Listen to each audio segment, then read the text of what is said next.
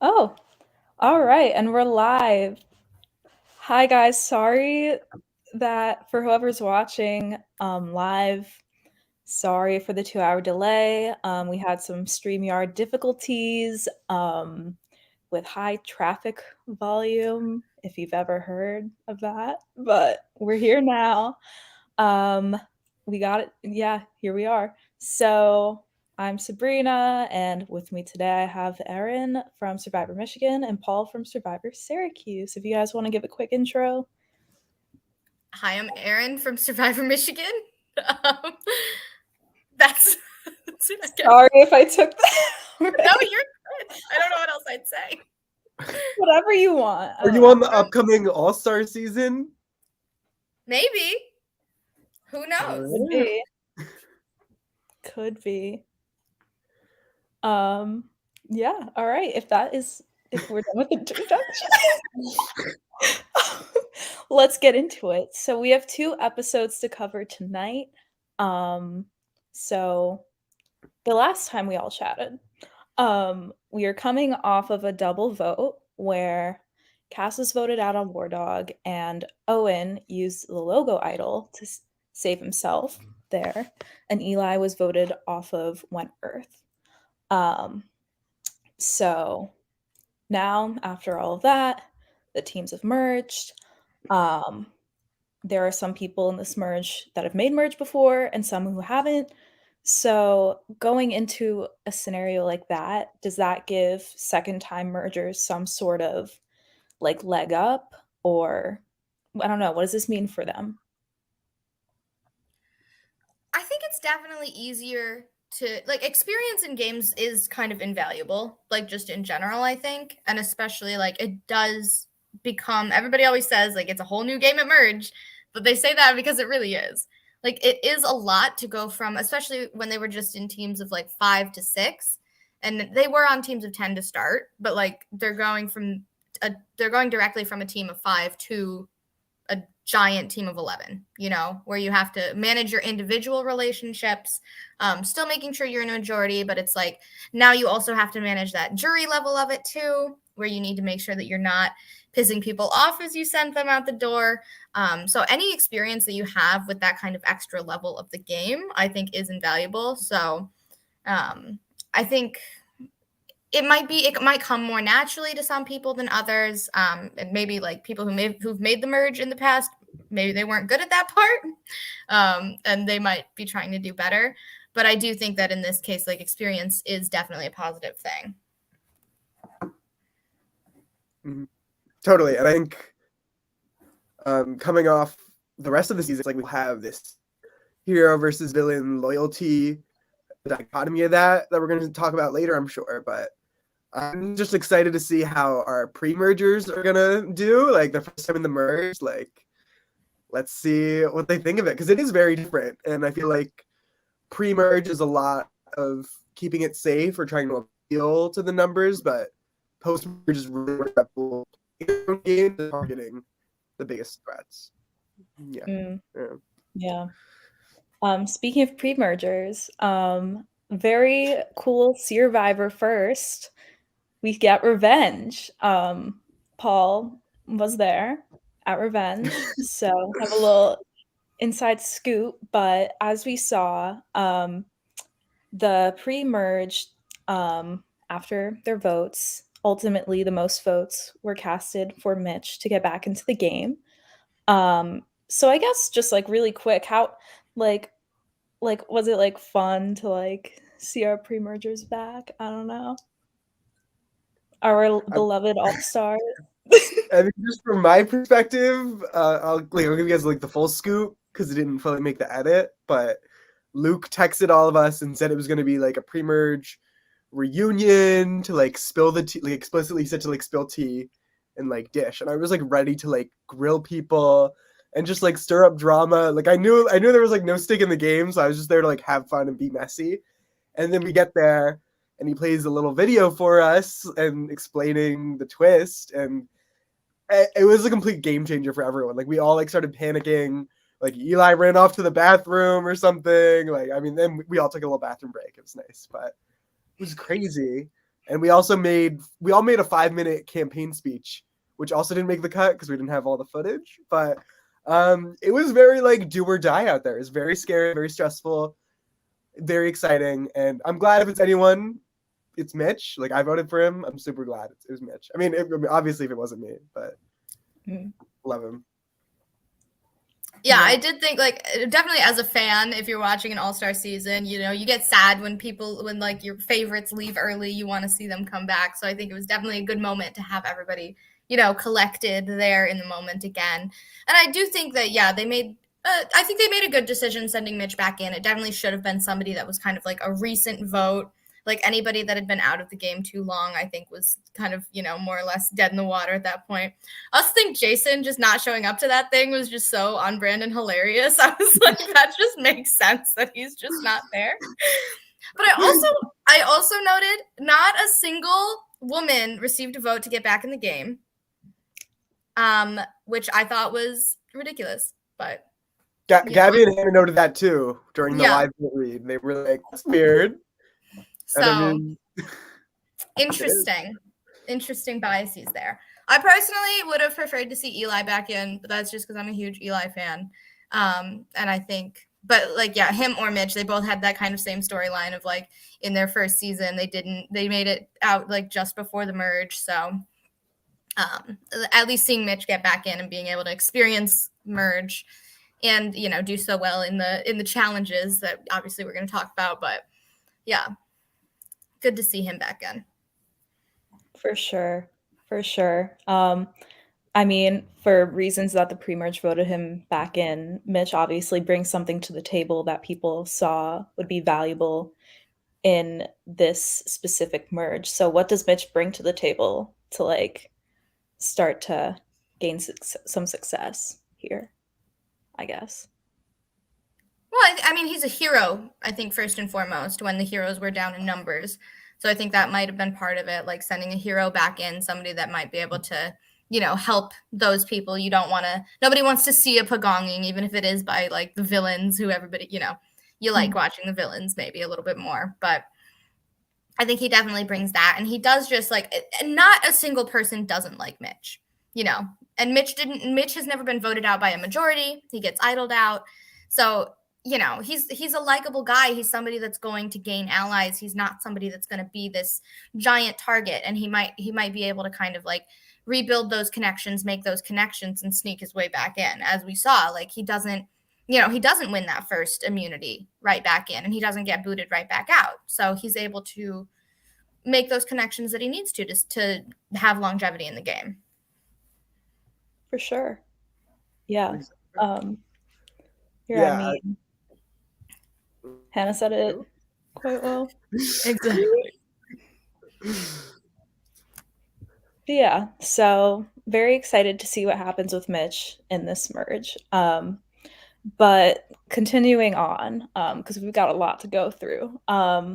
We get to this emoji challenge, this like memorization, physical, like kind of big boom to start this merge. Mitch is so close to winning right after being voted back in, but Jake ultimately wins and gives the clue to Abby. So we see a lot of emotion in our eyes here. So this is obviously something that a lot of people take note of. As our episode title explained, some people were not happy about it. Gabby, in fact, wanting to chop his balls off, you know the vibes. But yeah, so what does this do for Jake's game, and I guess kind of Abby's game now that this relationship is starting to come to the surface and be like noticed by a lot of people? Yeah, I thought it was a funny contrast. My perspective.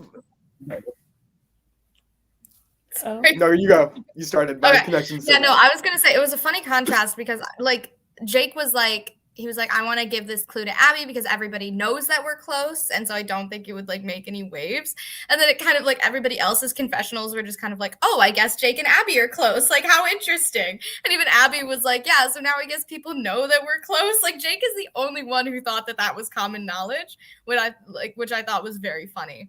And I think that, yeah, some people I think maybe had more of a right to be upset. Like, you know, like Jake maybe, or Jack maybe he thought that he could have had the clue because him and Jake have been working so closely together. Obviously, Gabby was quite upset, but she was mostly not even because they were like close allies. She was just like, I basically gave him the idol, which like if what Jake is saying is true, where like she just kind of peeked around and then just kept moving on, and then he actually studied the area where it was, then it's like she had the chance to get it. She just maybe glanced over it.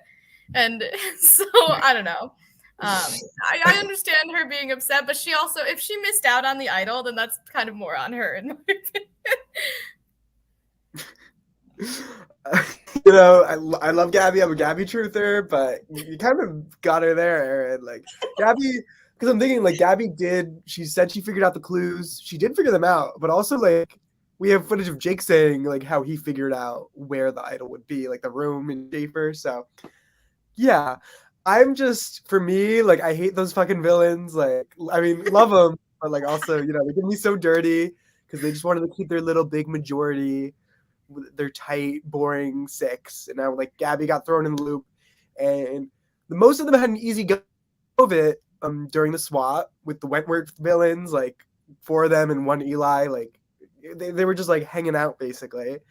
Like big respect to Owen and Hannah surviving, but I hope that Jake showing his loyalties to Abby's and like people being surprised by that, like let's stir the pot, let's get some cracks in these villains that are too loyal. Like Jake is a snake, we know this. Don't trust him. Don't ever trust a snake, for sure. Oh man, yeah, it'll be very interesting to see how it all plays out.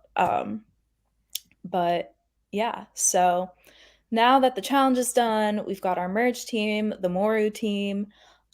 We see them all hanging out. Seems like people are enjoying this new Kiki format. Like they're talking about all the people that they haven't really talked to before and that they really like. We get a lot of Cam Cat and Derek stands out of this. We hear people talking about how much they love Mitch. Everyone is just like talking about how much they love everyone, but ultimately they got to vote someone out, right? So I guess looking specifically at like the people standing Mitch and like specifically Hannah's relationship with Mitch, because we see that this relationship had some leeway on some votes on Lolly. So what does this relationship do now that it's like resurfaced once again? Or what could it do anyway?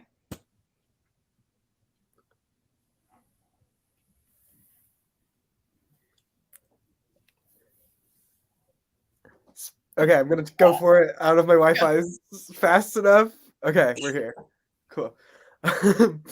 I think, I mean, previous connections and relationships were definitely like a huge reason to vote people out in the beginning of the game. Name dropping the pigs, like 4 RAs, like knocked out, bam, bam, bam, and other prior relations from seasons have also been on the radar. So people are aware of it. Definitely could prove some difficulty to them and both of them sticking around together, but it also could be what the villains need to either bring in another number. I mean, they have the majority over the heroes with or without Mitch, but Mitch doesn't really have a reason to stick with the heroes, so he couldn't, or it could even be the bridge that the heroes need to bring in some people like Hannah the other way to flip on the villains. And we know there's been some tension with Hannah and Jack, so could go either way. But love Hannah, love Mitch. Hashtag Hitch.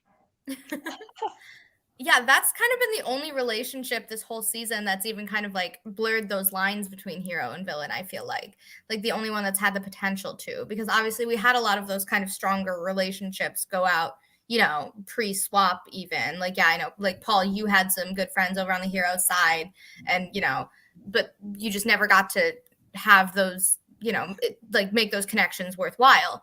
But Hannah and Mitch actually were able to do that on their swap tribe, and they were able to vote together. And so I think that they're the only ones so far that have kind of, any other like even close relationships that have had that opportunity, like, Jack and Eli were working against each other, even though they're good friends, just because of like, maybe because of this hero villain dynamic. But I think that, yeah, especially now, I feel like Mitch has more reason to stick with the heroes and not, because he doesn't have relationships with really any villains other than Hannah. And so then Hannah, it has had some animosity with the villains. So if I were her, like, yeah, I would certainly jump ship, go work with Mitch, go work with all of these other heroes who, like, yeah, Cam and Kat, who are just now meeting these other people. So they're not going to be able to forge those same connections. They're not going to be able to necessarily jump ship. So I feel like this is the prime opportunity for Hannah to just go be a hero. Everybody wants their hero moment, and I think this is Hannah's. For sure. Yeah. We'll see if ship is jumped. Who knows? But yeah, so all these relationships, everyone's talking to everyone. We see Jack is a little bit scared this first week of the merge, because this is when he went home in season 2. But he finds solace in the relationships he has with villains, but he's also forming new relationships with heroes. He was talking a little bit about his relationship with Kat. So just like all these new hero villain relationships, I guess, in general. So like we have Jack and Kat, Mitch and Hannah, whoever else, like what could like these hero villain relationships do, like, I guess, like in the aspect of switching it up? Like we see them all, like with the swap, they all kind of were locked into almost like a heroes villains game. But do you think these individual relationships will have enough of an impact for people to leave the these like kind of safe groups and really start to like make moves in this merge? I think if they're done correctly, if they kind of, if especially if people on the hero side, obviously, because heroes are in the minority right now, they have the most reason to want to kind of deconstruct this hero villain dichotomy. Even though obviously, like, even all of our villains are saying like, I don't want it to just be heroes versus villains this whole time. But it's like, but you're safe in that right now, so you're not going to actually do anything to change it. You can keep saying that all you want. I think everybody's had a confessional where they've said, I don't want it to be hero versus villain. But what do we keep seeing? Hero versus villain. So I feel like the heroes have to start, instead of just like making these connections, making friends, like you don't get a villain on your side by making friends with them. You get a villain on your side by making them realize they're other enemies. You need to have a common enemy. So you need to be getting the villains. You need to be, yeah, seeing those cracks in the villains, trying to exploit what you can. Yeah, the way to get a villain on your side is by playing like a villain. So our heroes, I think, have to start playing like villains in their relationships with the villains to actually make this dichotomy stop. Totally. And I think those individual relationships specifically, though, are what's going to get there, because having that social bridge built with someone, like the idea of like the villains flipping before the merge, like it would be unexpected, because it was like the season started with villains losing nonstop. So I think from there, it was just a matter of like villains trying to like regain their numbers as much as possible. And we saw that with all those heroes getting sent home. So it's a tough spot, especially like you said, Erin, when you're in that majority where you are safe, you're not going to want to rock the boat. But I think those individual relationships are going to be, we're going to see someone rock the boat at some point. Like, come on. It's really giving like CBS heroes versus villains, where the villains are like trash in like the tribal phase, and then at merge, the heroes are just like, I guess we'll start playing badly, It is giving that so far, yeah. Like, yeah, essentially the Syrvivor CBS dichotomy, of course. But yeah, we'll see if the boats gonna get shaken. But in the meantime, for this first week of the merge, we have 3 main names kind of throwing around. So, first of all, we see Derek, who is super stressed out about his name being on the block. We see Stressy Derek come back again in the vlogs. Um, some of the other players, like you see Jay kind of saying that like he has a history of being loyal. So like his vote is always going over there. So that's why he could be like a good person to vote out this week. So we have Derek as an option. We have Austin as a possible name for this week. People are spooked about keeping him in the game because he's seen as like a challenge and strategic threat, and also he's won before, you know. So we see Gabby and Hannah kind of leaning more towards him. Um, and then we see Abby's name thrown by the heroes because, from what it appears, it seems like Abby's very well positioned on the villain's side. Like, she has Jake, who's a huge player in this game, on her side. She has Jack, like, very close to them. So she's in a good spot, and that's a good reason to vote her out this week. Um, so I guess out of the 3, I mean, of course we know what happens this week, but like there are pros and cons of voting each person out. So I guess like if you were in that position, hero or villain, you could be. Um, what do you think could have been the best way to go this week?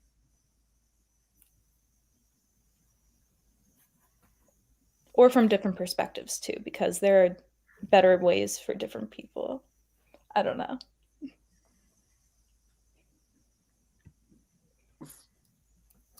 I think, yeah, I would say it definitely depends on how you're positioned. Like, I feel like the reason that the vote went how it did is because they stuck to heroes versus villains tribal lines.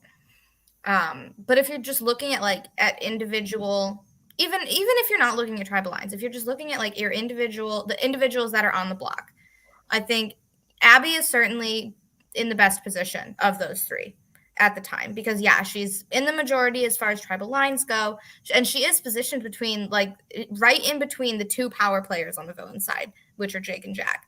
So you have to assume while they're working together right now, at some point any power players are gonna butt heads. They're gonna start going after each other, and Abby is in that perfect middle position between them to kind of like both fly under the radar behind them and kind of maybe grasp some of that power that one of them has to leave behind.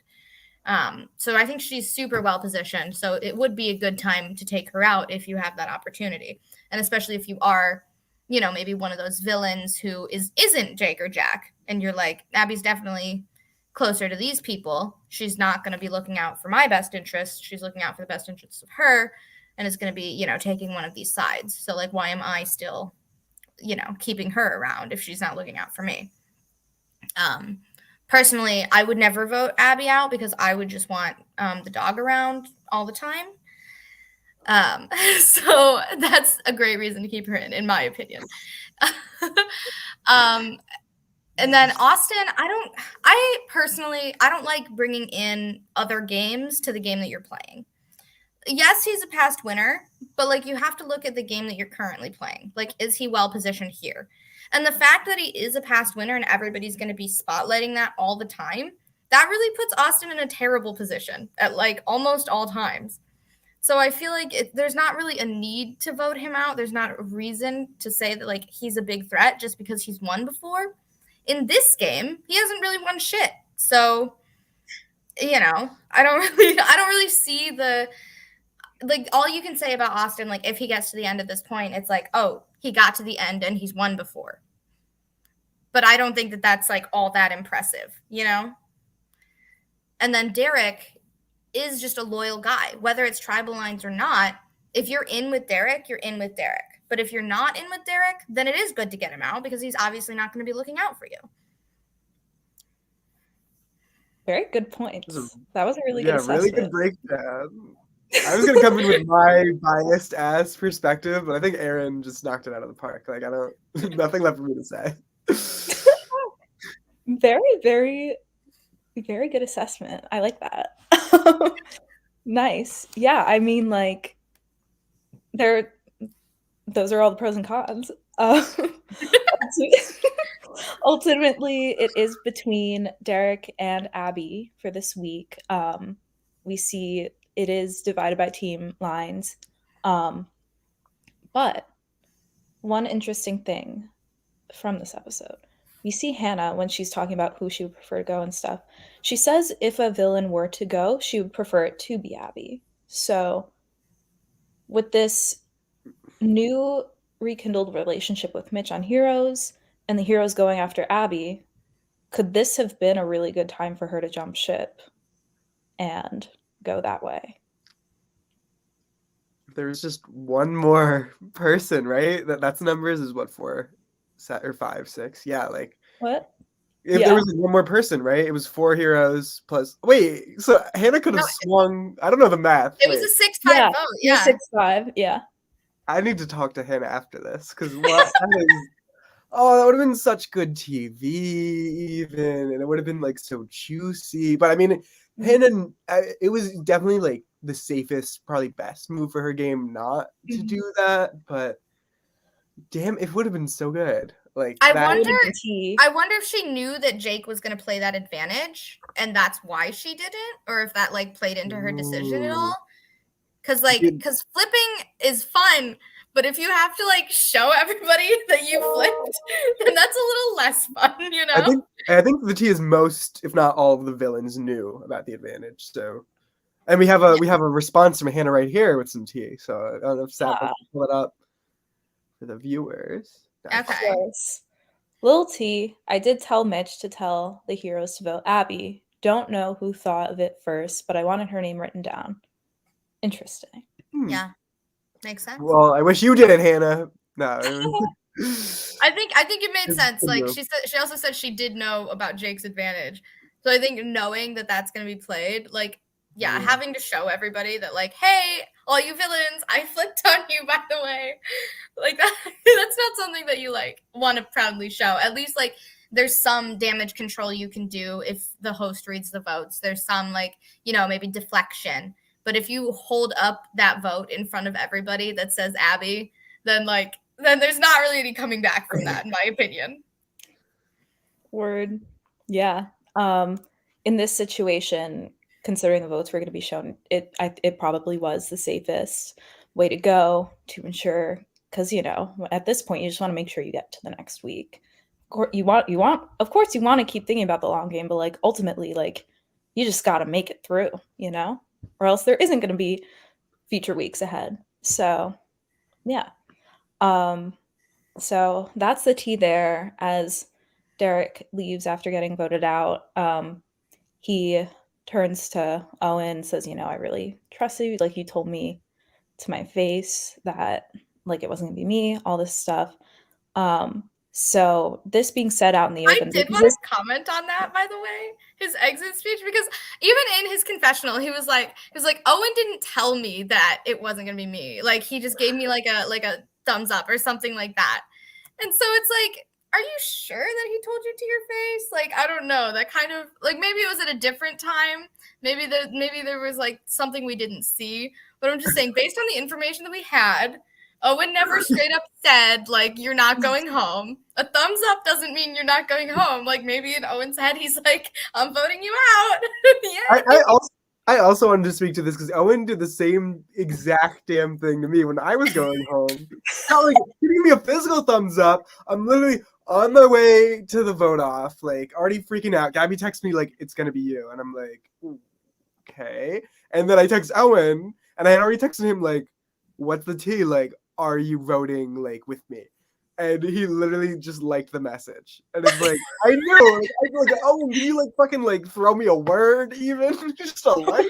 I'm kind of obsessed with that. If like that's his workaround for not lying to people on their way out, that's hilarious. Because it is like, you could say like, oh, Derek's like so dumb for not like clocking that. Or I was just a little iffy. I was like, maybe Owen like would vote with me, but it's a smart worker. It's very clever. It's very college Survivor, where you're able to avoid the topic more, especially the texting, but an in-person thumbs up too. I respect that. Yeah. Gotta have respect for it. But yeah, I mean, I guess to finish this vote, does does hearing Derek say this to Owen have an impact on anyone's thoughts about Owen as a player and like wanting to work with him in the future? I feel like no, in my opinion. Like, I don't know. You get like when you get voted out, you get like everybody knows you get a little emotional in that moment. In my opinion, you should take anything anybody says the second they're voted out with a grain of salt. Like everybody in the game already has established their opinions, they've established their loyalties. So like right when somebody's voted out, that is not the best time to like be receiving information from them. They're just going to be upset. They're just going to be trying to direct their anger somewhere. And if anything, the place that they're directing their anger, that just means like that's the person who's probably in the power position of the game. So if anything, it should make you either want to work with them because they're in the power position or like vote them out because they're in the power position. But like I think the words that are spoken by the boot, take it with a grain of salt. Especially in this case where it was like a straightforward majority vote against the minority. Like Derek was like, I don't know what the purpose was, but he tried. He went out with a bang, and that's all you can ask for. But I mean, definitely like listen to it. Like people always like try to like part some info, but not necessarily or make or break to gameplay. But yeah, Erin, you said it. Like work with him or get rid of him. Fair enough. Well, maybe he's wearing jeans right now. Who knows? We told them to wear jeans at the next challenge, but we have a special guest here tonight. Is he wearing jeans? He might be wearing jeans. I don't know. Here's Derek. Yay! Hey everybody. I'm happy to report I'm wearing jeans. Yes! Denim King. Absolutely. Yes, Hey everybody. Syrvivor's Denim King. How are you doing, Derek? I'm doing good. I'm honestly like very excited and bummed to be here, to be honest with you. It's like one of those happy moments where it's like, oh, I get to talk about Survivor after so long, but it's like, oh, this is like the last time I get to talk about Survivor. So it's happy and sad. Oh, well, we're glad to have you here. So I guess give us the inside scoop. What was going on? So, okay, I'll definitely give the inside scoop because my confessionals were very much out of order in the episode. So the stressy vlog where I was like freaking out was actually like at like 1 a.m. the night before Tribal. So it was like right before Tribal. And that night was like a whole string of chaotic events. So basically what happened is first that night I called Jack. And I called Jack and I basically told Jack the same thing I told Owen, which was like, Jack, like you have no obligation to tell me anything. And if you don't want to tell me anything, that is totally fine. But it would ease my mind so much if you gave me a sense of whether or not I was going home. And his answer was, you know, man, I'm just really not comfortable saying anything, to be honest with you, which I respected. You know what I mean? Like it's the same thing that I told Jake a couple weeks earlier when they were in the same situation at that point. So he didn't have to tell me anything. So what that devolved into, there's a very hashtag Derek Rosen depressy vlog that didn't make the final cut. And while I was making that depressy vlog, I actually got a call from Owen because I had texted him and been like, you want to talk? So I talked to Owen and I tell him the same thing I tell Jack. I'm like, listen, like, you literally don't have to tell me anything. I will not be mad at you if you don't tell me anything. I would just really appreciate it and it would ease my nerves if you gave me a sense of whether or not I was going home. And that's when he was like, yeah. And not only did he do the thumbs up, I was listening earlier, he was like, I think he should be fine. So he gave the thumbs up and he was like, I think you should be okay. So it wasn't just the thumbs up. So that's the vlog that you saw in the episode where I was like, I'm kind of freaking out, but I'm kind of happy because Owen said this. And the reason why I did my final little tea / like I'm upset that I got voted out speech was not really to like trash on his game. And I totally acknowledge that there are like two sides to this. Like you could argue both ways. I just felt that like there was really no reason why he had to lie to me especially when I said like, you literally don't have to tell me anything. And I even talked to Jack after it happened. He was like, yeah, I don't know why he lied to you. Like, I didn't lie to you. I didn't tell you anything. I just told you I didn't want to tell you anything. Um, but since he lied to me, it made the blow like worse. You know what I mean? Because like you always come into a tribal trying to be mentally prepared, and like the whole week I was like building up the mental preparedness. That's like, oh, there's a big chance I'm going home this week. And after building up that like outer shell, and him being like, you're not going home, you kind of lose some of that, you know. And then it's like, oh, I am going home. Now it hurts even worse. And so that's like really everything that was going on that week. Yeah, definitely something that I guess is a little bit more gives a little more ease if you're like expecting it a little bit, but of course you always got to try to not have Definitely, that be the case. But 100%. yeah, anyway, I mean, we see loyal Derek here again. And obviously it worked out, I think, pretty well for you. You made the merge again. Um, is there anything about your gameplay that you enjoyed doing, I guess, for this season, or anything that you would have changed? So I guess like starting off right away, I don't necessarily feel that I played a good game this season. Like I know like a lot of people will come on the show and be like, I played the best game ever, like I'm the smartest one here. I don't think I played a very good game this season. And the only reason, well, there's multiple reasons, but the biggest reason why is because I consider myself a very likable person. And I think that that gets me far in the game. But what I didn't account for is that being in a tribe with all heroes, you're with like five more of you basically. It's not enough to be just likable on like a tribe of all heroes. And so I think that's what really screwed me over, that I was banking too much on that. And then when it kind of came time to make a decision to choose which hero to go home, it was like, well, everybody's likable. Um, and you know, I think that led to my downfall a little bit. So definitely a regret of my game this season. I've never I thought about that. I With think, the whole Derek, if heroes. I'm being honest, like I think you are like the epitome of the hero player. Like especially this season with the loyalty and the honesty, like just that whole like thing of being like there's no reason to lie to me, or like saying like it's totally fine if you don't tell me anything. I just want to know, like when there, especially when there's clear sides like that, like you're like I don't want any bullshit.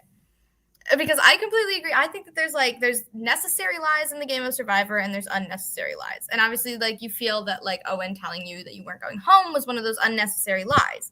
Right. And playing a hero game is like maybe you dip into the necessary lies, but like you never touch the unnecessary lies. You're loyal to the people that you're with. I think you are like you epitomize a Survivor hero in my opinion. And so I think Thank that you. yeah, like being the hero like merge boot, I think that that just speaks to your game and your story perfectly. Like in my like personally. Oh, thank you. Now, that being said, though, one thing I do want to say, and something that I noticed in the season, is, and this was something that people told me after I get voted out, that they're like, "Oh, we thought you were too loyal. Like, we thought that you would like never over like turn your back against the heroes," and that's just not true. Like, I have vlogs that didn't make the season where I was like, "If heroes don't have numbers, what do we have?" Like, villains have all the strategic players. A lot of the villains are better in challenges. Like, what do the heroes have if we don't have numbers? Um, and so I think the reason why people thought that like I would never overthrow the heroes is because like I would always go to the heroes and be like, "Come on, guys, hero is strong." But it's like, what am I gonna tell them? Like, I'm not gonna tell them like, "Oh, like screw off heroes. I don't want to work with you." Like, of course I'm gonna tell them that I'm gonna work with the heroes. And so I think a lot of the heroes probably went to the villains and were like, "Oh, Derek wants to say hero strong. Derek wants to say hero strong." So maybe I was almost like too good at seeming loyal, I guess. I don't want to like sound as like pretentious, but I think honestly that might have been the problem. Okay, Derek, I do have a challenge to that simply because, you know, I'm besties with Gabby. I got Yep. voted out early, but she still like gave me all the gossip every week, kept me updated. And she told me that she met with you and she was like, "Derek, would you be down to like vote out a hero or whatever?" And you were kind of said no to that. Is that true? Did she lie? Is my memory garbage? Well, I'm trying to think what week that would have been. Because I if think that your was the week. week, my week, I think so. T. to be perfectly honest with you, I don't remember. It's very possible that I said that. Um, but I know for a fact that in my pitch, my final pitch to people, I might have said I'm not necessarily going to vote out a hero this week, but I'm willing to work with you in the future. Got it. So I think I said something along that lines. And I think that boils down to that it's like everybody's like, oh, we don't want it to be heroes versus villains, but it's like who's going to make that first move, you know? So maybe I get caught in that bad habit. You're the hero, Derek. As That's Erin right. The hero. Of course. Of course. Do we have any more questions for Derek in the comments or here in the live stream? What would you say? I mean, besides it being like an all-star season, how did you feel different playing this time around from season 2? That's a great question. I think definitely one thing that I wanted to make sure is I wanted people to see my strategy side. Because I would honestly say that for a long portion of my first season, people kind of saw me as this golden retriever who was just kind of there. Um, and I don't think that's true. I think a lot of things I do is strategy oriented. Like, for example, people always made fun of me for wearing jeans to challenges, but there's a reason for that. I mean, like, I know that like I'm a 6'2" guy. And like, if you see this big guy at a physical challenge, you're like, hey, this guy might be pretty good at this stuff. But if you see a 6'2" guy in like a collared shirt and like jeans, you think, what the hell is this guy doing here? You know, like, why is he wearing jeans to this physical challenge? So a lot of the things I do are like strategy, and I really wanted people to see that this season. Nice. We have some questions from the comments. So first from Kat, which hero remaining, like during your boot week, would you flip on first? Oh man, it's really funny because Kat and I have talked about this before. And I actually have kind of a twist answer. I think if I could go back in time, the week that we voted out Holly, I would have sided with Holly and Cassidy and voted out either Kat or Cam. And the reason for that is because I gave this a lot of thought. And the reason for this is because the freaking villains hated Holly and Cassidy, like hated. And they didn't like Austin because he was a previous winner. Whereas Cam and Kat kind of had this clean slate with them. So I think that if I had made merge with Holly, Cassidy, and Austin, I think that I would have been like the least threat from that group of people. And that probably would have given me a good shield going to merge, but didn't see it at the time. So Damn, that is what we call it, T. It's a Wow. good answer. Yeah, cool answer. Great answer. For sure. And then we have one question from Hannah. What was it like to be in power this season compared to underdog of season 2? that's a great question. I honestly did not like it. There was a certain point, like I've watched enough seasons of Survivor to know that like if you don't go to tribal long enough, you're like screwing yourself over. And I think that was honestly the case with this season. Like we came into merge very up on numbers, but we had only been to one tribal. And honestly, I would not even call it a tribal because it was unanimous. Like Jason didn't talk to anybody, so we all voted him out. And therefore, like coming into merge, like really bonds were not that tight. Bonds were not that tight. Relationships were not tested. And so I honestly preferred being the underdog because at least when I was the underdog, I knew that people were going to stick with me. Like we had been battling throughout and I trusted the people that I trusted. Going into merge, like I honestly did not know who I could trust. Yeah. Damn. Well, fair enough. Thank you so much for coming on to the show, Derek. Unfortunately, we do have a lot of content to get through, but thank you so much for coming on. If you have any last words that you would like to say, anything.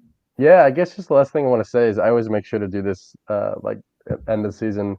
Thank you to all you guys for organizing. Thank you to everybody who watches, and thank you for all the people who like do the review shows and stuff.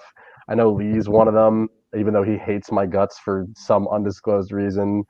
Survivor Cast International. Because of the work that you guys all put in, you make us feel special, even though we're like normal people, and we really appreciate it. And you guys probably don't get thanks enough, so thank you so much. That was really awesome. Truly the hero of the season. Wow. Oh my God. Well, thank you so much for coming on. I'm happy that you're wearing jeans. Yeah.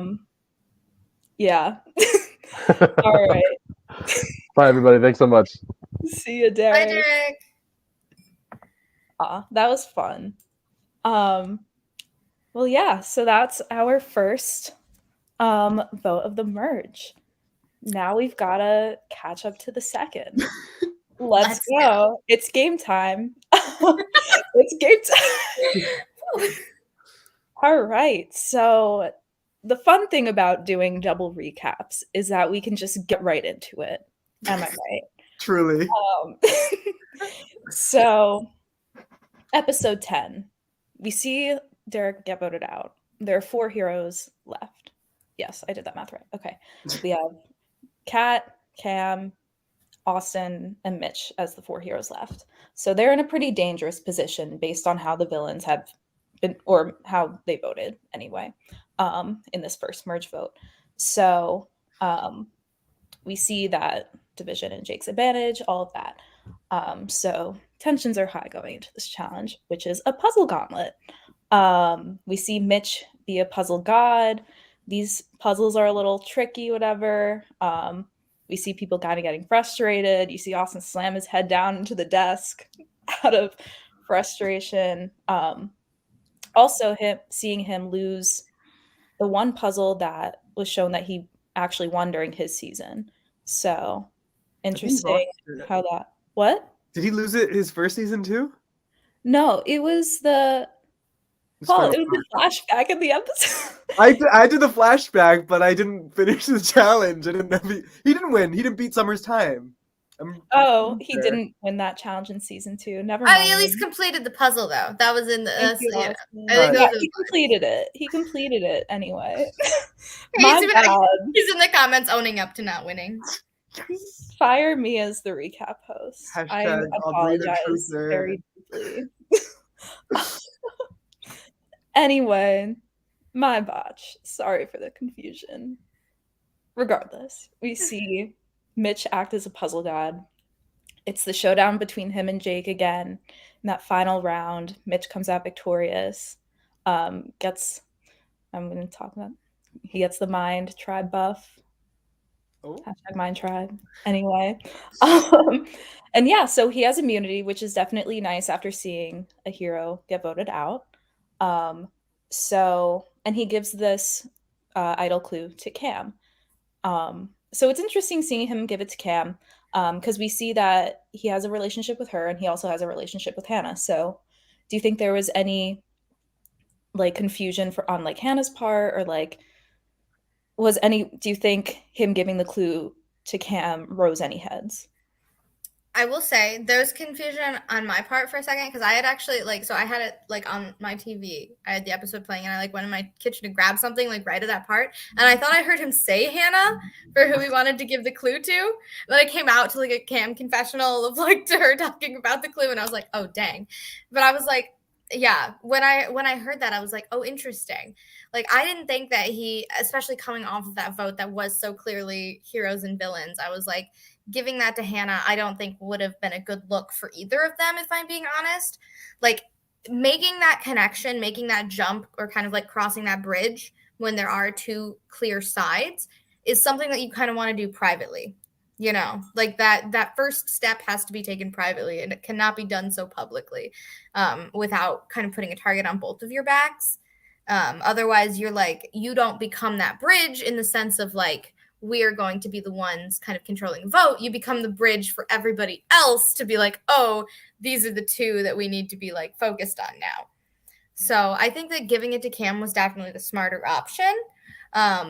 But I could but I was like, if he wanted to kind of make a big splash, make a big move, then I think giving it to Hannah could have been interesting and would have been like, better TV. But giving it to Cam was definitely the smart and safe move, I think, in that moment. Mm-hmm. Would have definitely stirred the pot. Yeah.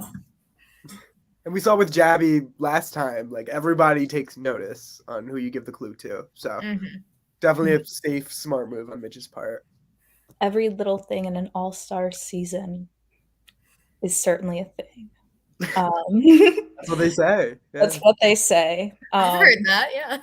Yeah, that's all they say. Anyway, getting into the next vote of the merge. So people still don't really know if they want to cross team lines yet. Everyone's a little bit apprehensive, but it is definitely certain that everyone is talking to everyone. So even if the votes don't show it, everyone is gaming. Everyone's like trying to shake it up. But yeah. So for a week like this, I mean, we see how the votes went and stuff, but for this week, who would have been in the best position to make a flip if they wanted to?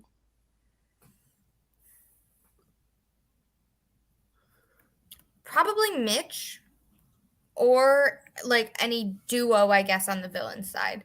Because at this point, you can't flip as a singular villain. Mhm. Because then you're just, you're making it at 5-5, which nobody wants. And that's like, yeah, it's kind of pointless to flip if it's going to force a tie. So I think the only people in a position to flip here would be a hero. And I think that Mitch at this point is kind of the only one that's got those solid connections in Hannah. And even that's like not super solid, like that connection is solid.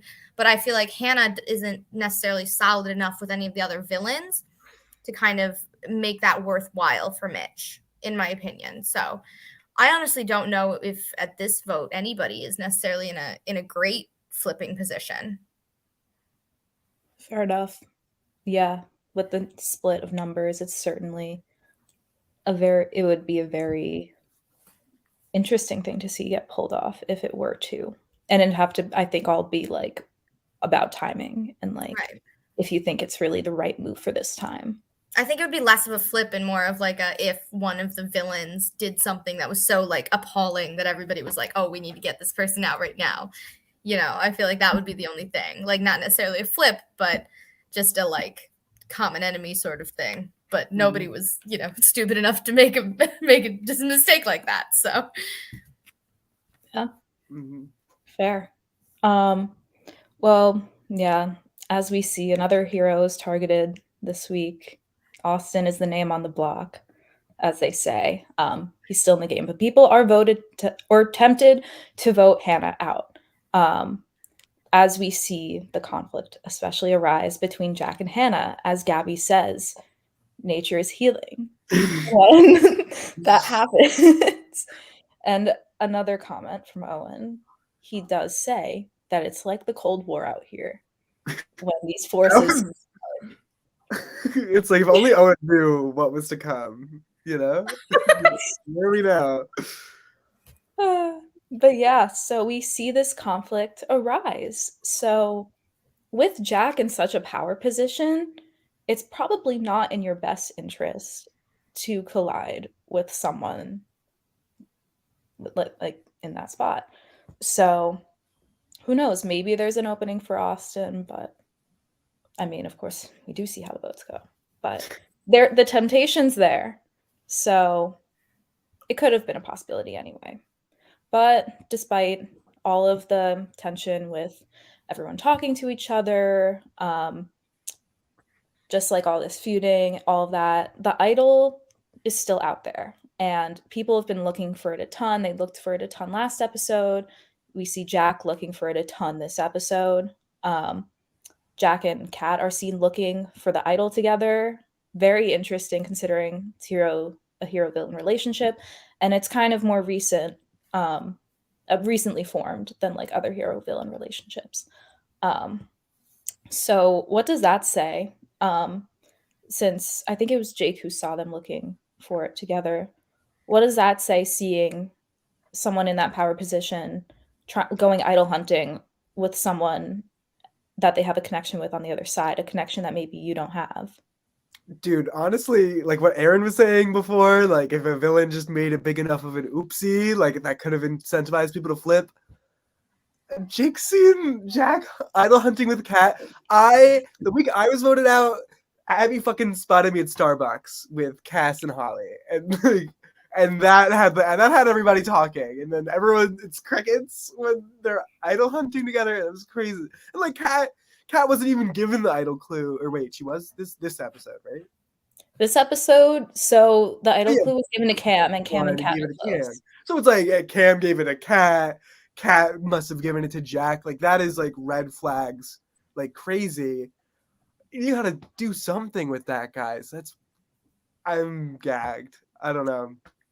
Yeah, I lots of don't know. Like suspicions. I would have been pissed, and that's reason enough. Like you can use that as justification to get someone to flip, and even you can't just be like a lone villain flipping this week, like we said before. But if you get enough people who are like Jack's kind of like running things for the villains, and here he is idol hunting with Kat, and no one's even blinking an eye.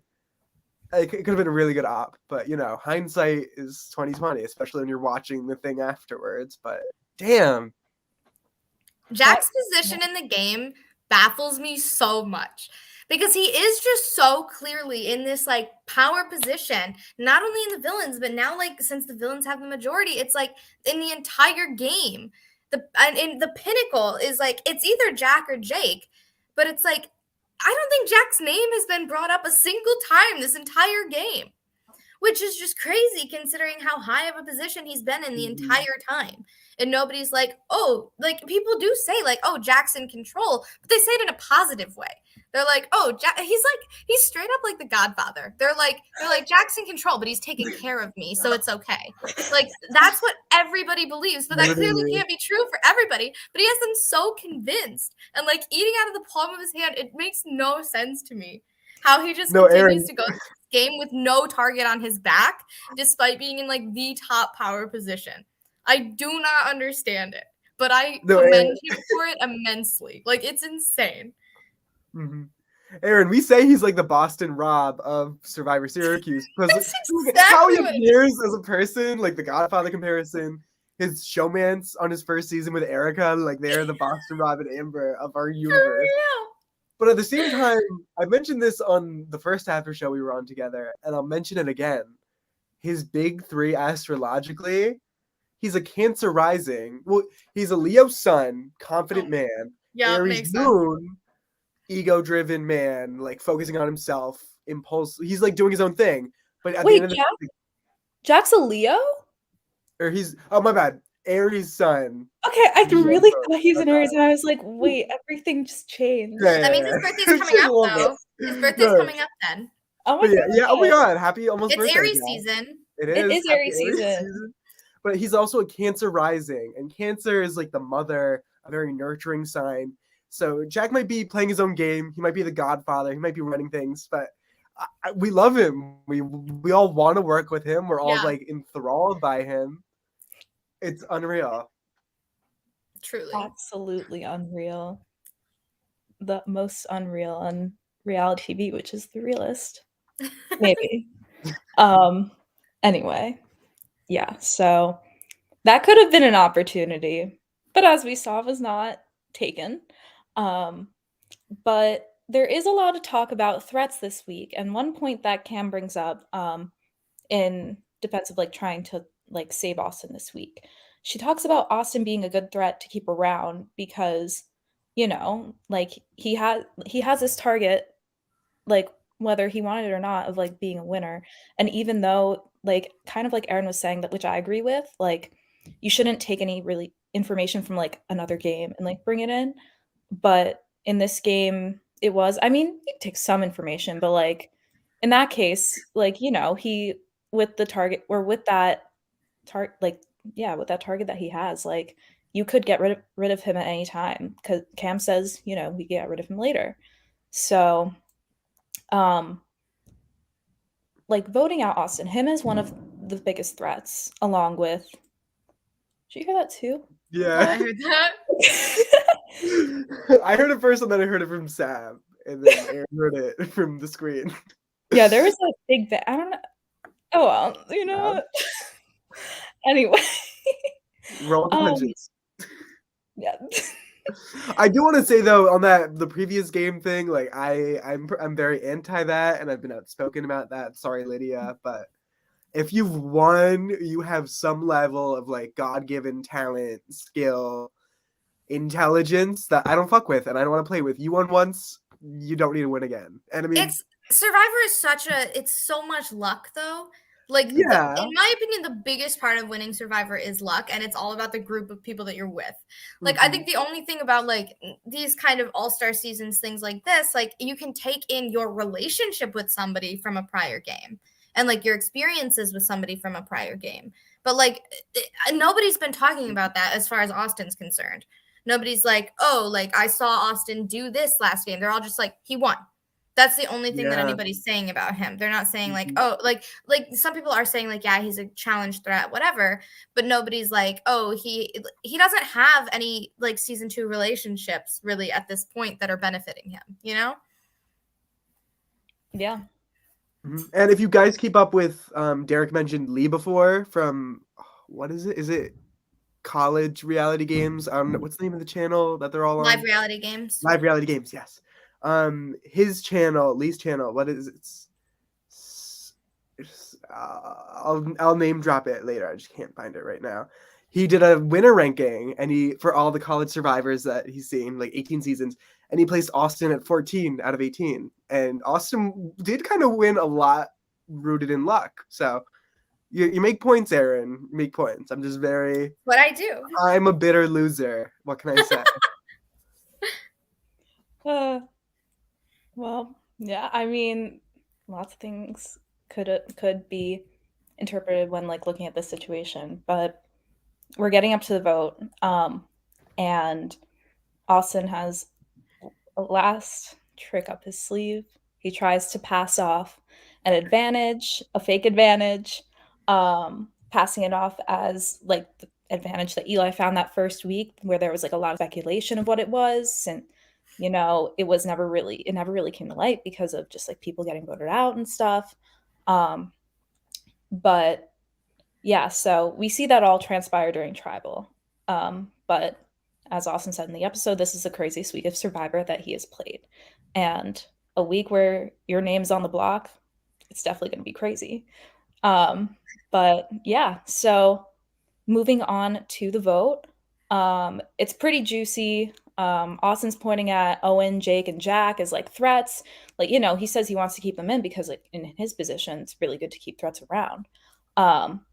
But you know, he's painted as like the big threat of this week. Meanwhile, you have these 3 big villains right there who are in those positions as well. So like the question, I guess, that was being toyed with at the vote was like, why not look at these guys? Like, I don't know.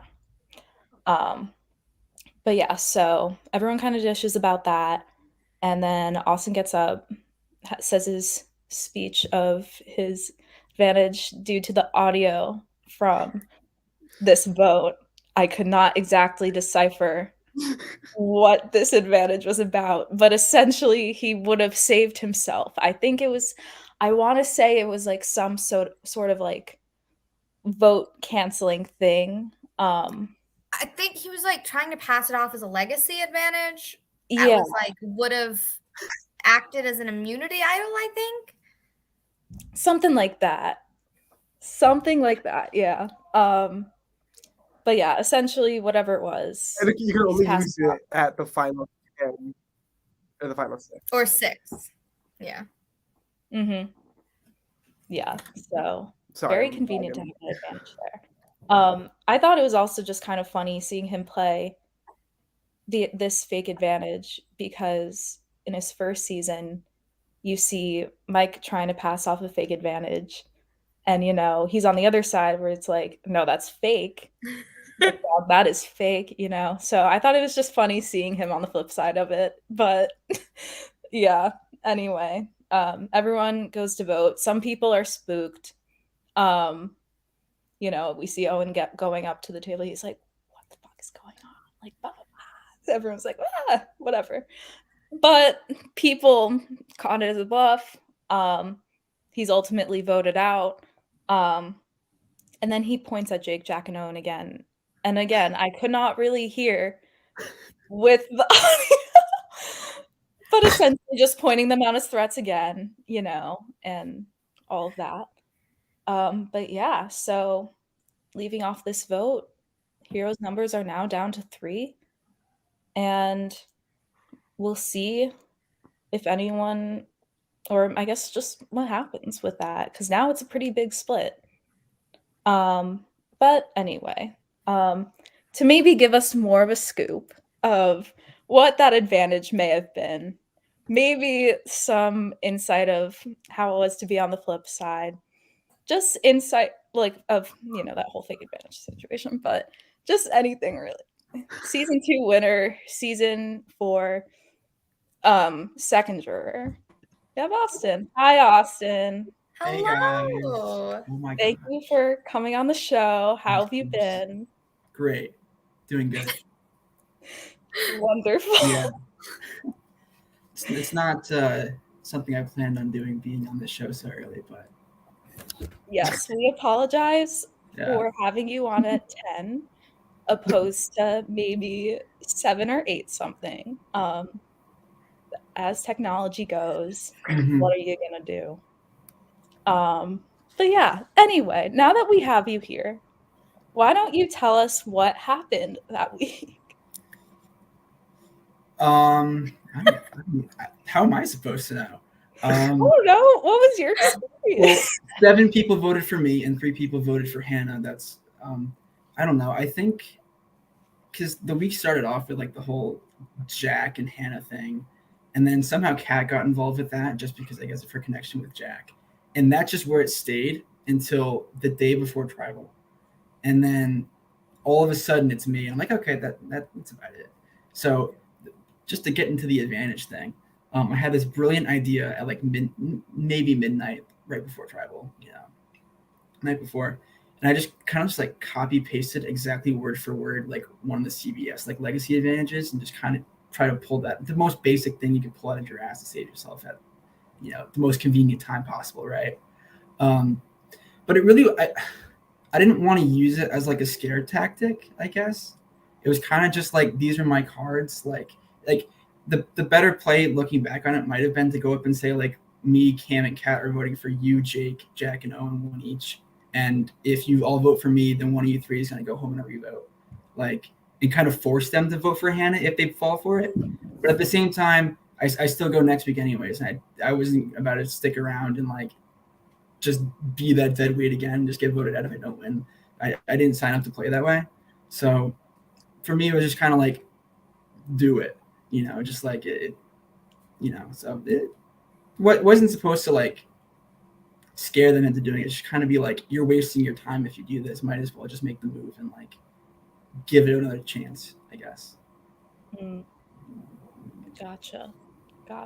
So, I guess, like, how did it feel being in this position, considering that you won your first season?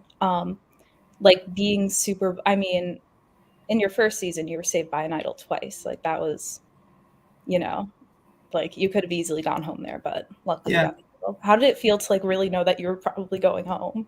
That was the first and only time in my like Survivor Syracuse career where I actually felt like I was gonna go. Like throughout season 2, I mean, whether it be through the idol plays or just kind of like what was going on, I never actually felt like I was gonna go at a given tribal. Which kind of, I mean, like you get there and you kind of just realize it and you're like, whatever. So I mean, like it's not the biggest difference. It's just kind of like knowing that you're gonna be walking alone out of the tribal and going back home. That was when it hit me. It was like, oh shit, like this is I'm walking alone back to my dorm and not like with my allies or like people from the challenge who live in this area too. It's like, oh, this is weird. Oh, well, if you put it like that, yeah, that's like not fun, but it's just the ebbs and flows of getting voted out. Now Of course, yeah. It's not fun, but being voted out, I feel like it's an ode to one being a good player. Cats' tears. Yeah. I don't know. I also the little fist bump that you gave Kat, kind of just like I'm going home. I don't know. Yeah. Poetic in a way. I don't know. Maybe. Anyway. So I guess how did it differ playing on season 2 from season 4? Like how different was the experience? is it rude to say it wasn't different? It was the same season twice for me. It was the same season twice. I mean, like I didn't sign up to play that like that again. That's why I like went during pre-merge and like went and gave Owen the clue, like was being shifty. Like I would have loved to got voted out for that. Like, are you kidding me? Like getting voted out for giving Owen the clue is so much better than getting to merge. Like he won before, and then just not actually having a chance. Like, so that was kind of the frustrating part for me, I guess. It's like I'm trying to play here, and I spent like the number of texts I got from Jack and like maybe Owen a little bit, people on the other side, like right when the villains were doing bad, like almost begging me to just like give villains a chance and not let it go heroes villains. And then, I was like, yeah, that's my game plan, just, let's do that. And then I do it. And then they just don't. It's like, what am I here for? So, I mean, it would have been cool to survive the vote or like, but like, I just didn't want to continue playing that game either way. It just wasn't going to be fun. Do you think you would have like maybe had a better shot had Lydia not been the first boot on the villains tribe? Like, do you think if she would have still been around at that point, if things would have gone the same way? I think it would have if she was at that tribal in 10, say like someone else had gotten voted out and she just took their spot, everything else went the same. Definitely would have changed things. I think it would have been a lot better for me. To be honest, I don't know if I really like had her in like my plans when I first set everyone there and was like, these are people who I think I could work with. Obviously, I never even got the chance to like try that out, but definitely having her there, I think, would have made that vote not be just like the he won before, like get him out of here. Yeah. There. Does anyone else in the stream have any questions, or anyone in the comments have any questions? You already answered mine. I was gonna ask if like, if he had any regrets in the game other than just like being a past winner, but like, because I agree with you. No, I think that was like kind of a. But I don't know. I've said it this whole stream. Like, I don't think that past games should have necessarily played a factor. That was the frustrating part, because like when you watch the vlogs and they're all like, "Oh, he's a challenge threat. He can do this. He can do that," and then it's like, "What challenge? I won Pong. I won a 4-person Pong tournament for transition immunity. I lost the damn puzzle challenge. What are you gonna like? Who am I beating? Like, you're gonna call me a challenge threat and like base my game and survival in this game off that? Like." That it's just silly. And like to dive further into that, like when you get into like these borderline unanimous merge votes, like early merge where it's 7-3 in my case, or very clear divides, people that are in that overwhelming majority are messing up. Like they're going to be in the bottom. They're the ones that need those people around. And the reason I didn't want to throw out Jack's name or Jake's name or Owen's name is because those were the people I thought I could get to. Balloon challenge, yeah. Like I think the Abby vote where Derek went was kind of just like where things fell apart, at least for me and my alliance. It was like, get Abby out, just because for us it didn't seem like she was doing anything. She might have had some shifty behind the scenes thing with the big players like Jake and Jack, like was actually going on. But like she held no weight for us, and it was just like, if people can get on board with that, then there's more opportunity for like the game to actually like mix in with itself. Whereas if you just have people behind the scenes hiding behind people, it's just going to stay the same as it is. So when you vote out someone like a big majority like that, you're taking a really big gamble that you're in that majority, in the majority of the majority. And if you're pulling in outside numbers to make that first move, you have a much better chance of actually seeing through that plan than just hoping that you have 3 or 4 votes within that alliance, which you might not even have. We have another question from the comments from Hannah. If I had flipped, would you have turned around and sold me out to the boys? She asks.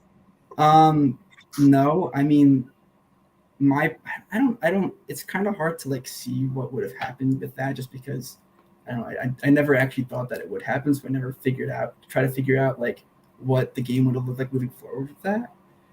I definitely can say that I probably wouldn't have kept Hannah around for too much longer, but like utilizing that and like, but I also wouldn't have like try to reel her in and just like keep her on my side just to blindside her later down the road. Like she fully would have, and Hannah's a smart enough person and player to do that. She would have had her own connections outside of that, where it wasn't just like she would have been fully dependent on me or Derek or whoever she kept around to stay in the game. Like I think the game, had that have happened, it would have opened up more, and who knows what could have happened at that point.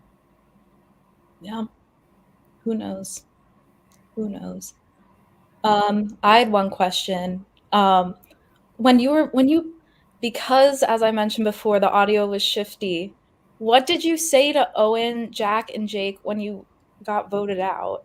I Exactly. pointed them to say, I said 1, 2, 3. Not sure if it's going to be that order, but it's something like that. Okay, that's what I thought, and that's what I tried to close caption. Like first, second, third, like those are they're gonna be at final tribal kind of thing. No, like boot order. Like, oh, those are the next to go. Okay, interesting. It might not have been necessarily like next to go, but it's like you three aren't getting to the end, and you're gonna go in that order. Like, interesting. Wow, very bold. Very bold exit. We've got bold exits this season in this All-Star season. You can only be bold when you exit, I think. Yeah, I mean, bold you were, bold the situation was, and bold of a Survivor player you are. Yeah. Do we have any more questions? Anything? I'm No. obsessed with just like the 3 lone hats hanging on your wall. there's 3 more on that wall over there. Do you want to see my hat wall? Hold on. Whoa. See, Okay. Flexing on Many them. more. In my dorm rooms freshman and junior year, they were like not on top of each other like that, but there were 6 of them just like that, but 1 row below them. But since I have more walls of my own in an apartment, I figured I should spread them out. You should spread out the hats instead of getting like posters or something. I respect that. Okay, I have a question unrelated. I mean, we're on a tangent to a tangent. Survivor Cast International also noticed this. I noticed it because I captioned one of your lower thirds this way. But I saw you were watching Drake and Josh a lot while filming this season. Do you have a favorite episode? The Treehouse episode, for sure. Classic, of course. For sure. That one might have been the one that was on in the background of like the U Up challenge or whatever I was filming, where that was in the background. It was just good background content, you know. It's just like, you know when you see it. Exactly. Like you know the plot that's going on. Like you don't have to have the sound up super high. You can kind of just tune in at any point. Like you know what's gonna happen. Like it's one of those shows. Exactly. Yeah. Good to know. Thank you, Al. I gotta rewatch that one now if it's your favorite. Jeez. Drake and Josh is great. I don't remember the last time I watched it, to be honest. Well, I think we all need to watch some Drake and Josh tonight in Austin's honor. Yeah, we'll do that. For sure. And where are jeans for Derek? 2 things. Yes, jeans and Drake and Josh. Yes, wear jeans while watching Drake and Josh. To get the peak Survivor Syracuse experience. Yes, be immersed. It's like your own virtual reality, except it's reality because you're actually wearing jeans. I imagine that's what's happening at Ponderosa right now. Is just Austin and Derek hanging out wearing jeans, watching. That's exactly what happened while we were stuck in Ponderosa for the last month of the season. Yeah. Perfect. Well, thank you very much, Austin, for coming on. If you have any last words to say, now is your time to do so. I'll echo Derek's thank yous, but to a local extent, to Luke and everyone on production from seasons 1 through 4 who was a part of it and made the club. Thank you for being part of that. Definitely a big part of my college experience. And to you guys as well for coming on every week to talk about the shows and putting together the shows. You, Sabrina, and Paul, of course, you guys do great. So yeah. Yay. Thanks. Of course. Well, yeah, great to have you on. But now we must say goodbye. Shame. What a shame. Okay. Bye, Austin.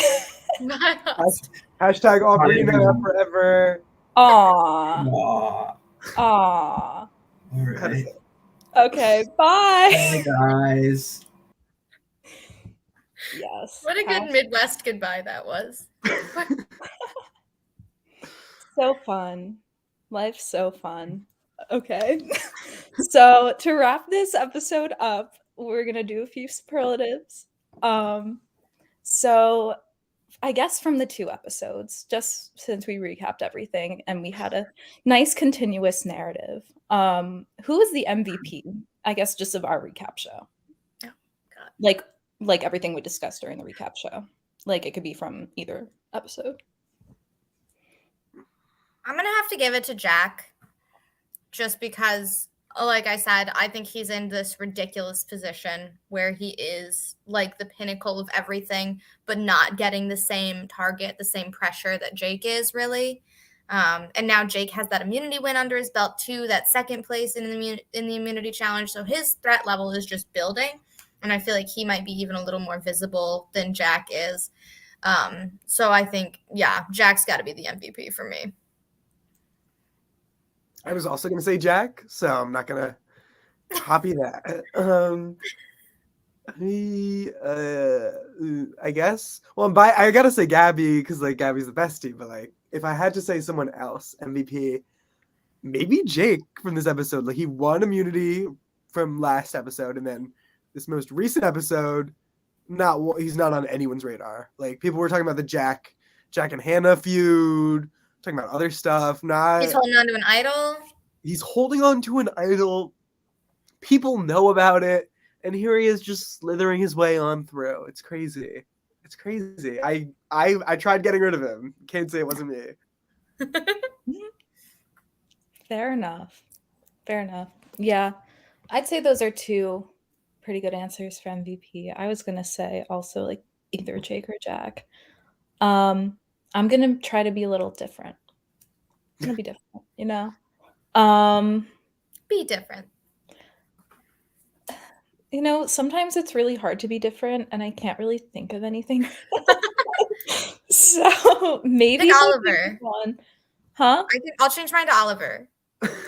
Perfect. Honestly, yeah. We did have some Oliver cameos during either one of the episodes. Both episodes actually. Yeah. Yeah, so yeah, sure. I'd say Oliver is always an MVP. Absolutely. Yeah. Then I guess just like least valuable player, like who's not in a great position going into this next episode.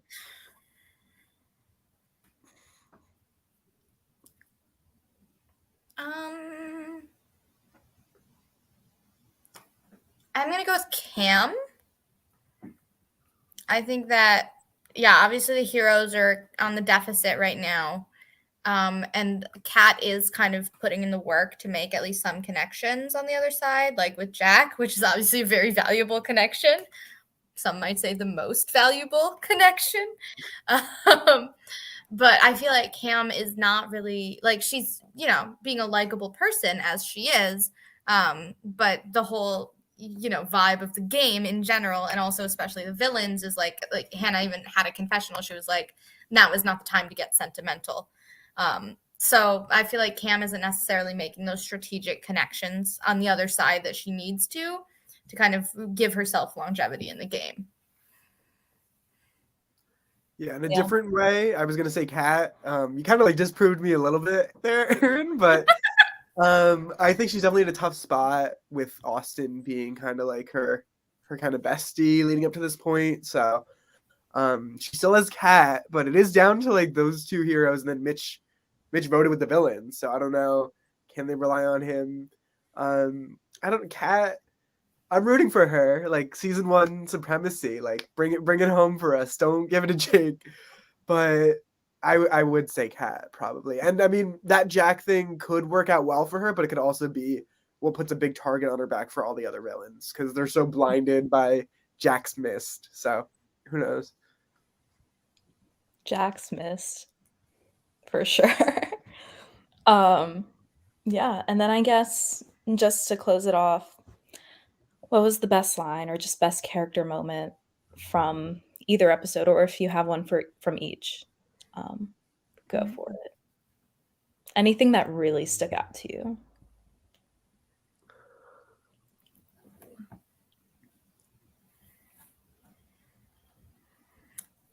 I think I'm a sucker for a good stressy Derek vlog. So definitely in the merge episode, just when we got the return of Stressy Derek, just like literally nonstop motion, like pacing as he was talking.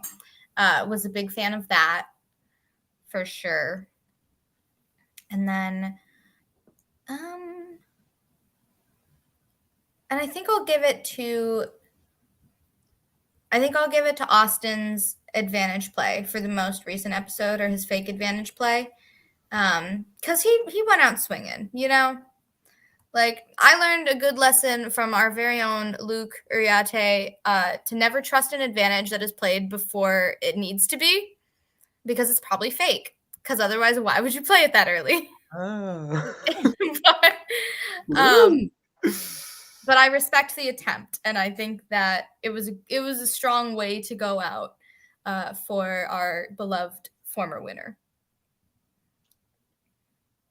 Yeah, I can't really remember last week's episode because it's so long. You know, I don't think that was a fever dream. Yeah, it was. It truly was. But I gotta say Austin's big exit speech too. Like, I tweeted because Gabby told me about it as soon as it happened, and I like live tweeted. I was like, "Wow, Tribal Council today was a movie. OMG!" Like and like Jacob K saw it, so a good teaser for the season and well deserved. Like Austin really, that's what it's about. And I wish the wind wasn't so bad that we could hear him, or we had microphones, but you know, we rolled the punches. We do roll with the punches. Yes, very good moments. It was cool seeing him go out with a bang after winning a season, I guess. Like, if you're going to go out, might as well make a scene out of it. So, yes, very fun. My favorite part was when he dropped the advantage. That was so good. But yeah, because it was supposed to be this big, bold moment where you're like, and then just like, pfft. But I guess it breaks the tension a little bit, whatever. But oh well. But yeah, so that we're caught up to speed now. Oh wait, I have an honorable mention for Jake singing "Shallow." That was beautiful. Was it? Acapella. Our acapella king. You know what? I think it was beautiful. I'll hop on. Yeah. I think it was gorgeous. He really gave it his all. Yeah, He love really him or did. hate him so much, you know? I was moved.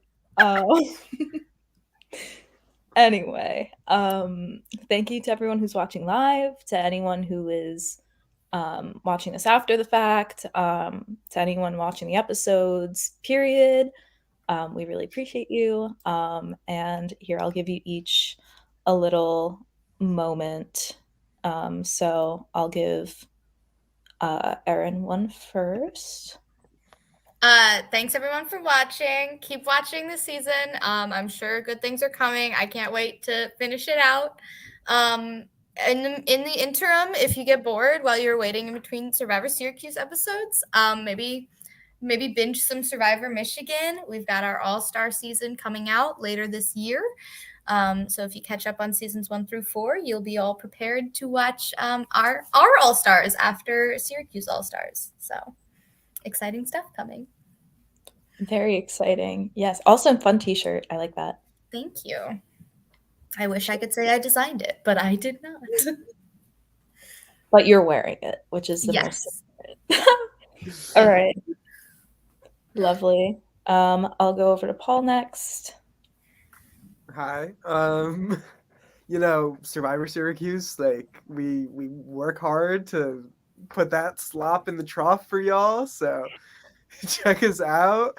If you're watching this, I'm sure you're gonna keep watching. And I mean, this season, it's only crazier from here, so definitely check it out. I also cited before Lee from Live Reality Games covers us a lot. He also has his own channel, Lyoko, Lyoko. That I don't think it'll focus. He's been doing some Palladium style videos. He ranked all the college Survivor winners recently, and it's tea. And what else? Nothing else for me. Happy to be here. Sab, thank you so much for having me on last minute. Happy to be here always. And Sab, shout out Sab for running the damn thing. She really does Oh, it all. stop. Oh, Paul, you're too good to me. I guess on that note, just thank you again for watching the recap shows. Thanks for watching the episodes. Yes, tune into our next episode tomorrow. Tune into all of the channels that are covering just college survivor content in general. They're doing a lot of work. Check out Survivor Michigan. Check out all the college survivors. It's a great, big, lovely community. So, yeah, keep a lookout for episode 11 tomorrow. And yeah, we will hopefully see you guys there. I don't know. All right. Bye. Bye.